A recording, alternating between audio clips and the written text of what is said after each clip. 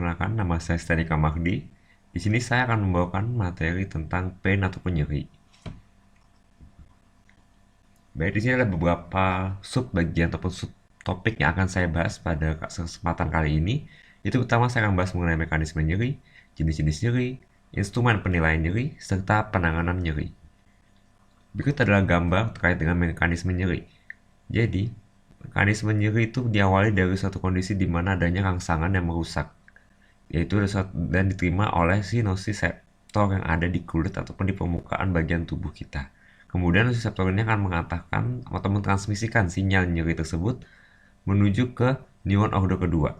Itu adalah warna ungu ini, di mana dia peran dari si substansi AP yang bekerja untuk membawa sinyal-sinyal nyeri dari perifer ke neuron ordo kedua, dan akan lebih lanjut dibawa kepada ke bagian sekitar pusat, yaitu di talamus sebagai stasiun relay dari segala macam sensoris, kemudian dibawa kepada korteks somatosensorik untuk melokalisir serta mempersepsikan nyeri tersebut.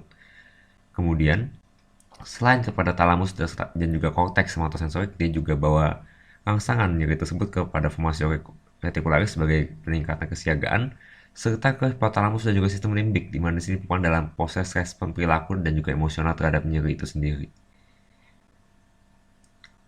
Kemudian ada juga tahap di mana adanya mekanisme pengaturan ataupun modulasi dari sistem saraf pusat kepada bagian yang ada di media spinalis, yaitu di bagian tempat penghubungan antara neuron ordo 1 yang warna hijau ini dengan neuron ordo 2 seperti saya jelaskan tadi.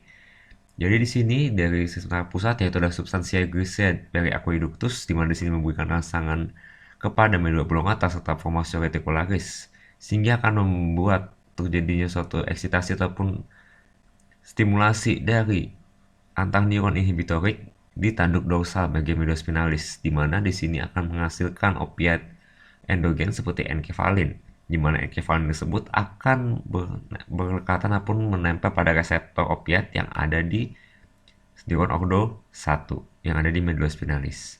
Di sini tugas dari opiat endogen ini adalah untuk mencegah si substansi AP diriliskan kepada neuron kedua, sehingga tidak ada persepsi nyeri ke talamus ataupun ke sistem saraf pusat. Baik, ini adalah secara umum mekanisme nyerinya. Jadi seperti saya katakan tadi bahwa ada suatu proses dari adanya reseptor yang nyeri yang kemudian akan terjadi suatu kondisi namanya transduksi, yaitu adalah mekanisme pertama pengubahan dari sensasi nyeri kepada transmisi sinyal yang ada di neuron ordo 1. Kemudian fase berikutnya adalah transmisi, di mana mentransmisikan sinyal kepada neuron berikutnya. Kemudian tahap ketiga adalah modulasi, serta tahap terakhir adalah persepsi, di mana masing-masing dari lokasi mekanisme tersebut terdapat beberapa pengobatan yang jadi target ataupun mekanisme ataupun reseptor yang di sana untuk bekerja dari obat-obatnya, seperti anestesi lokal ataupun NSAID itu pada bagian transduksi. Kemudian bisa juga pada bagian transmisi ada anestesi lokal ataupun opioid, dan juga anestesi lokal ataupun agonis alfa 2 yang ada di sistem saraf pusat seperti di otak maupun di medula spinalis. Nah, itu juga ada adjuvan seperti SSRI, SNRI ataupun tricyclic antidepresan yang bekerja pada proses modulasi tersebut.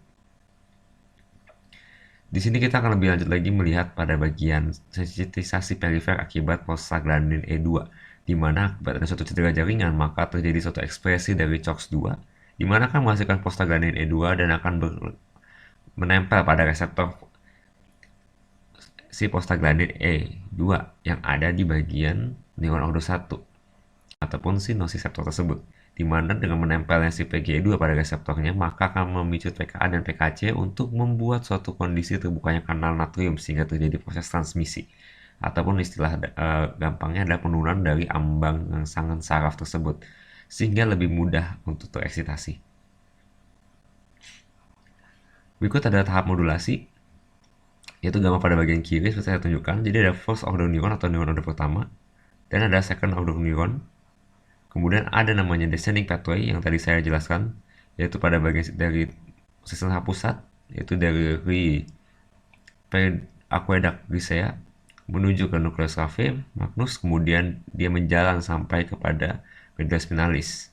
Jadi di sini neuron serotonergic dan juga dari nukleus T-magnus. Jadi di sini akan menghasilkan neurotransmitter berupa serotonin, yaitu ada 5-HT, dan juga noradrenergic, di mana masing-masing neurotransmitter tersebut bekerja pada reseptor berbeda, di mana di sini akan menghambat dari proses pelepasan neurotransmitter seperti substansi HP yang di first order neuron untuk keluar secara langsung, ataupun dia juga mendapat memicu atau merangsang dari si interneuron inhibitory yang akhirnya akan menghasilkan si opioid on demand seperti saya jelaskan tadi. Jadi berikut adalah gambaran ringkas mengenai proses modulasi. Berikutnya adalah saya menjelaskan mengenai instrumen penilaian nyeri. Bagaimana itu ada beberapa hal modalitas ataupun instrumen yang dapat digunakan seperti FAST, NRS, Wong-Baker Face Scale, terus ada McGill Pain Questionnaire serta Pain Diary. Di mana pada 3 awal ini ada satu yang monomodal, sedangkan yang MPG dan Pain Diary ada polimodal untuk melakukan pemeriksaan, di mana di sini saya akan menjelaskan mengenai kelebihan dan kekurangan masing-masing. Yaitu yang pertama adalah FAST atau Visual Analog Scale, di mana di sini ada satu garis yang dibuat sepanjang 10 cm, di mana satuan adalah 100 mm. Kemudian satu garis tersebut kita tanyakan pada pasien diletak di mana nyeri yang dia rasakan saat ini, di mana 0 to no pain dan 100 mm itu adalah severe intolerable pain. Di mana keunggulannya adalah sensitif untuk mengetahui perubahan intensitas nyeri dan sangat mudah dan juga sederhana untuk dilakukan. Namun kekurangannya adalah tidak dapat digunakan pada anak-anak yang di bawah 8 tahun, suka diterapkan pada pasien yang berada dalam nyeri yang sangat hebat. Pada pasien pasca bedah, FAST tidak banyak bermanfaat karena memerlukan koordinasi visual dan juga motorik serta kemampuan dalam konsentrasinya. Kemudian berikutnya adalah NRS, di mana di sini kita akan meminta pasien untuk menyebutkan dari angka 0 sampai 10, di angka berapa dia merasakan nyerinya. Di mana no pain itu 0, serta 10 adalah worst ataupun worst possible pain. Di sini keunggulannya lebih baik untuk menahan nyeri akut dan juga tetap sama seperti yang tadi, sederhana dan mudah untuk dipahami. Namun kekurangannya tidak dapat menggambarkan perbedaan intensitas nyeri yang lebih teliti seperti pada bagian FAST tadi. Dan dimana pada NRS ini kekurangannya pasien harus paham ataupun mengenal terkait dengan angka. Kemudian berikutnya adalah Wong-Baker Face Scale, di mana di sini terdapat 6 buah ekspresi wajah, di mana kita sendiri akan menilai secara subjektif bagaimana bentuk ekspresi wajah pasien. Dan kita akan menginterpretasikan dengan angka dari 0, 2, 4, 6, 8, dan juga 10. Di mana 10 itu adalah ekspresi wajah yang sangat tidak tertahankan, dan di mana 0 itu tidak sakit sama sekali. Di sini keunggulannya adalah sebagai alternatif yang dapat digunakan pada anak-anak karena sulit untuk mengevaluasi ataupun kooperatif dari anak itu sendiri, dan dapat digunakan pada dewasa yang memiliki gangguan kognitif seperti pada pasien demensia ataupun pasien tua. Sementara kekurangan pada Wong-Baker Face Scale ini adalah memerlukan kejelian dalam interpretasi penilaian. Subjektivitas tergantung dari pemeriksa itu sendiri, serta membutuhkan kesadaran dan respon dari pasien itu sendiri untuk menilai ekspresinya. Kemudian berikutnya adalah MPG atau McGill Pain Questionnaire. Di sini adalah suatu contoh kuesionernya. Nah, di sini ada penilaian nyeri secara multidimensi seperti saya katakan tadi, atau multimodal, di mana kita menilai dari aspek sensorik, afektif, dan juga kognitif dengan kuesioner, di mana terdiri dari 4 bagian yang meliputi gambaran nyerinya, indeks nyeri, nyeri terdahulu serta lokasinya, serta juga intensitas nyeri saat ini. Jadi pada kuesioner ini terdiri dari 78 kata sifat atau adjektif, di mana yang terbagi dalam 20 kelompok, seperti yang ada di gambar tersebut di sini. Kemudian keunggulannya pada MPG ini adalah lebih detail dalam mengevaluasi dan mendeskripsikan nyeri yang dialami pasien, dan keunggulan lebih lanjut adalah dapat mengevaluasi nyeri yang kronik dibandingkan dengan 3 modalitas tadi. Sementara kekurangan adalah kata-kata yang rumit itu dapat menyebabkan salah interpretasi oleh pasien, terutama pasien yang tidak memahami berapa ataupun kekurangan dalam kemampuan berbahasa ataupun pemahaman terhadap kata-kata. Kemudian memerlukan waktu yang cukup lama untuk mengisi, sulit untuk dilakukan pada anak-anak, terutama anak yang masih kecil, dan penilaiannya cukup rumit untuk dijelaskan pada pasien, serta pasien harus benar-benar memahami terkait dengan cara pengisian tersebut, supaya tidak terjadi misinterpretasi. Kemudian adalah Pain Diary, di mana di sini ada catatan tertulis maupun tulisan tentang pengalaman nyeri yang dialami oleh pasien, serta hubungannya dengan aktivitas sehari-hari pasien. Di sini fungsinya untuk memantau variasi dari status nyeri sehari pasien dan juga respon terapi pasien, di mana pasien dapat mencatat intensitas nyerinya dan kaitannya dengan aktivitasnya, baik itu aktivitas sehari-hari, saat tidur, kemudian seksual, makan, dan aktivitas rekreasi lainnya. Jadi di sini kita akan meminta pasien untuk menuliskan secara mandiri terkait dengan waktu dan juga aktivitas sehari-hari dan juga nilai juga terkait dengan nyeri yang dialami pada saat tersebut. Untuk keunggulannya itu kita dapat mengetahui variasi nyeri setiap hari yang dialami pasien secara detail dan dapat mengevaluasi respon dari terapi yang kita berikan, serta dapat mengevaluasi nyeri kronik yang bersifat fluktuatif. Sementara kekurangan pada pain diary ini adalah memerlukan kepatuhan dari pasien dalam mengisi instrumen ini ataupun diary tersebut, dan perlu waktu yang cukup lama untuk mengisi diary ini, serta sulit untuk dilakukan oleh pasien karena terkadang pasien lupa untuk melakukannya. Berikut adalah penilaian unidimensi atau monomodal, di mana di sini ada yang seperti saya jelaskan tadi, ada NRS, FAST, dan FVS, di mana saat penilaian masing-masing itu visual, namun pada NRS kita dapat lakukan secara verbal. Keuntungan dan kelemahan sama seperti yang sudah saya jelaskan tadi, di mana umumnya paling sering digunakan adalah NRS dibandingkan yang lainnya. Sementara yang face pain Wong-Becker tersebut itu lebih sering digunakan pada pasien yang sulit berkomunikasi atau pasien yang tidak memahami bahasa dengan baik. Dan ini adalah penilaian nyeri multidimensional, itu ada brief pain inventory yang dapat dilihat secara visual. Kemudian tambahan seperti adalah initial pain assessment inventory, itu atau IPAI secara visual juga dilakukan, di mana keuntungan pada BPI ini adalah lebih reliable dan valid untuk berbagai kondisi klinis seperti nyeri kanker ataupun non kanker dan lintas budaya serta bahasa. Tersedia dalam beberapa bahasa dan juga cepat dalam menilai intensitas nyeri dan disabilitas. Kemudian pada BPI tersebut digunakan pada praktik klinik dan juga penelitian dan bagus untuk pasien dengan nyeri yang bersifatnya progresif. Sementara pada IPAI itu yang dinilai secara visual dapat dilakukan oleh pasien ataupun klinisi dan terdapat diagram ilustrasi lokasi nyeri tersebut. Kemudian selain itu juga ada Memorial Pain Assessment Card dan juga ada Pain Drawing selain yang saya jelaskan tadi. Kemudian berikutnya saya akan menjelaskan topik ketiga, itu terkait dengan jenis-jenis nyeri. Jadi umumnya ada 3. Yang pertama adalah nyeri somatik, di mana suatu nyeri yang akibat dari kerusakan jaringan dan terjadi timbulnya suatu kondisi inflamasi, di mana kondisi inflamasi ini mengaktifkan dari si reseptor nociceptif atau nociceptor yang berada di bagian superficial kulit ataupun organ-organ lainnya seperti muskuloskeletal dan juga organ dalam lainnya. Seperti yang sudah saya jelaskan tadi pada bagian mekanisme nyeri. Di sini onset nyeri somatik itu cepat dan terlokalisir dengan baik, dan nyerinya dirasakan seperti tajam, tertusuk, dan juga dapat memberat apabila jaringan yang terkena itu diprovokasi seperti digerakkan ataupun disentuh. Terdiri dari 2 jenis, yaitu ada superficial dan juga dalam, di mana superficial itu ada di kulit, sementara dalam daripada organ-organ dalam, seperti otot, tendon, sendi, tulang, ataupun juga organ dalam lainnya. Contoh-contohnya itu seperti saya sebutkan tadi, seperti ada luka pada kulit, ataupun patah tulang. Kemudian kita ada nyeri visceral, di mana nyeri visceral ini ada suatu nyeri nociceptif akut yang berasal dari organ internal mayor dan juga pembungkusnya.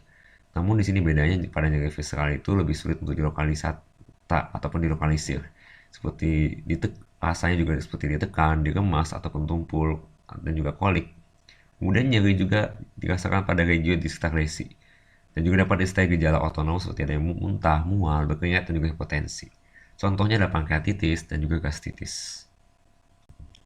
Kemudian berikutnya adalah nyeri alih, di mana nyeri itu yang dipindahkan ke tempat lain ataupun menjalar dan memiliki pada bagian yang memiliki persarafan yang sama. Jadi di sini mulai dari aktivasinya dari reseptor nociceptif pada organ visceral, yang kemudian terdapat 2 jenis tipe saraf aferen lainnya, yaitu ada somatik dan juga visceral, yang berkonvergensi ke sel-sel proyeksi sensorik yang sama, seperti misalnya pada spinothalamic lateral. Kemudian otak itu salah melakukan persepsi ataupun salah dalam melakukan proyeksi dari sensasi nyeri tersebut ke daerah nyeri somatik. Ini ada suatu penjelasan terkait dengan teori konvergensi dan juga proyeksi, di mana contohnya adalah suatu kondisi nyeri kolesistitis pada skapula kanan. Kemudian topik yang terakhir akan saya bahas adalah tata laksana pada nyerinya. Jadi di sini tata laksana nyeri tersebut kita tetap mengacu pada step ladder WHO, di mana di sini ada 4 tingkatan, di mana pertama adalah kita dapat berikan NSAID dan juga analgesik non opioid dan dapat ditambahkan dengan acutan.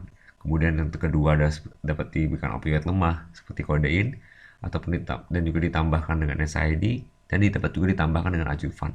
Kemudian yang ketiga adalah opioid yang kuat seperti morfin atau ketamin, itu ditambahkan dengan NSAID ataupun juga dapat ditambahkan dengan adjuvan. Kemudian terakhir yang keempat adalah blok saraf, injeksi epidural, terapi blok neurolitik, kemudian ada pasien kontrol analgesia dan juga ada spinal dan juga dapat ditambahkan dengan NSAID maupun adjuvan. Namun di sini ada satu jurnal terbaru mengenai tentang tata laksana nyeri. Jadi dibedakan oleh karakteristiknya, yaitu ada nyeri akut dan juga nyeri kronik. Di mana pada nyeri akut ini itu kita berikan secara terbalik, yaitu pada bagian yang lebih tinggi dulu, itu adalah step keempat. Yang saya jelaskan tadi ada nerve block ataupun epidural atau patient control analgesia.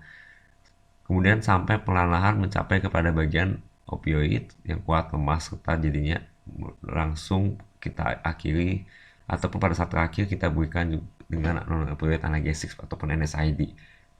Selain akut pain, kita dapat berikan pada pasien chronic pain yang tidak terkontrol serta acute crisis of chronic pain. Sementara pada chronic pain atau pada cancer pain atau non-malignant pain itu kita berikan perlahan-lahan dari step 1 sampai ke step 4. Dimana pada proses pergantian tersebut kita tetap memonitor atau memantau dari kondisi pasien ataupun nilai nyeri yang dialami oleh pasien tersebut.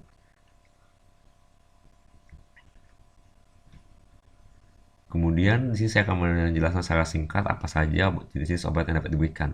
Yang pertama, terus seperti saya katakan tadi adalah non-opioid analgesia, kita dapat berikan paracetamol dengan dosis 10-15 mg per kilogram berat badan atau 500-1000 mg setiap 4-6 jam.